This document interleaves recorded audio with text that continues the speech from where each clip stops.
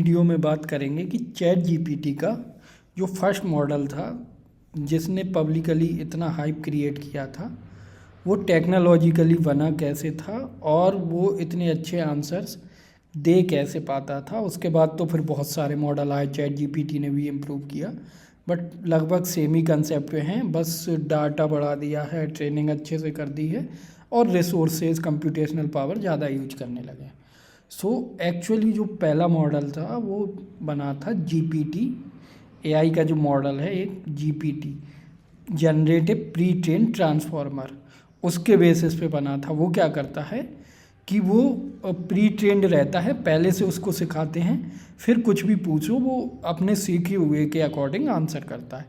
अब इसकी pre training कैसे होती थी, तो इसको बहुत बड़े डाटा पे इंटरनेट से टेक्स्ट उठा लिया, बुक्स, उसके बाद वेबसाइट्स से डाटा उठा लिया, आर्टिकल, इन सारी चीज़ों पे इसको इतना डाटा दिया गया था और इसको एक ही चीज़ सिखाई गई थी कि भाई अगला वर्ड क्या होगा बेस्ट सेंटेंस में, वो प्रिडिक्ट करो।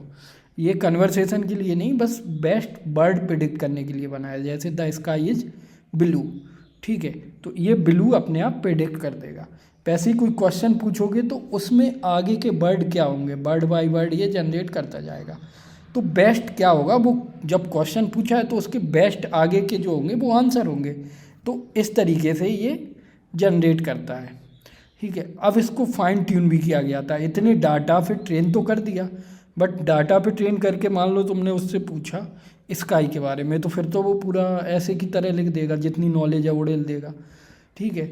लेकिन क्या कॉन्टेक्स्ट में पूछ रहे हो, पहले का क्वेश्चन क्या था, या इंसान कैसे आंसर एक्सपेक्ट करते हैं, ये थोड़ी उसको पता है। तो इसको फिर सिखाया गया कि इंसानों ने इसको एग्जाम्पल कन्वर्सेशन से सिखाया एंड प्रॉपरली आंसर कैसे करते हैं वो सिखाया, ठीक है।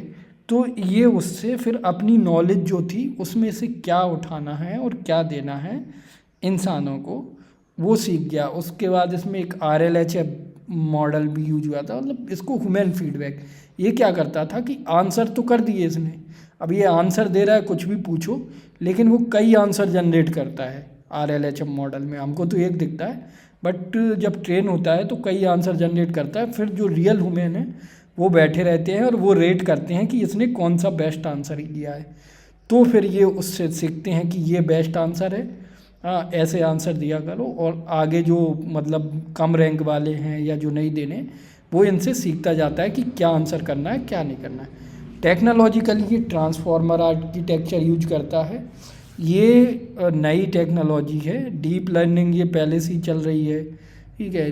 गूगल वगैरह इस पर बहुत काम कर चुका है, नेचुरल लैंग्वेज प्रोसेसिंग भी, हाँ। लार्ज स्केल जीपीयू ट्रेनिंग तो पहले से ही होती है एआई की, जीपीयू पे ही चलाया जाता है। बट लार्ज स्केल, क्योंकि ये LLM है, लार्ज लैंग्वेज मॉडल, तो ये डाटा बहुत यूज करते हैं, तो इनको जीपीयू भी लार्ज स्केल चाहिए होता है। तो ये सारी चीज़ें इनको ज़रूरत थी टेक्नोलॉजी के लिए। अगर शॉर्ट में बोलें तो जो जीपीटी है वो लैंग्वेज को इंटरनेट और इंसानों के गाइडेंस से सीख चुका है और हेल्पफुल कन्वर्सेशन क्या होंगे वो सीख चुका है लोगों के लिए। तो वही ये करता है, अभी भी आप कुछ भी पूछो तो उससे कुछ ना कुछ ऐसा जनरेट करेगा जो आपके लिए हेल्पफुल होगा।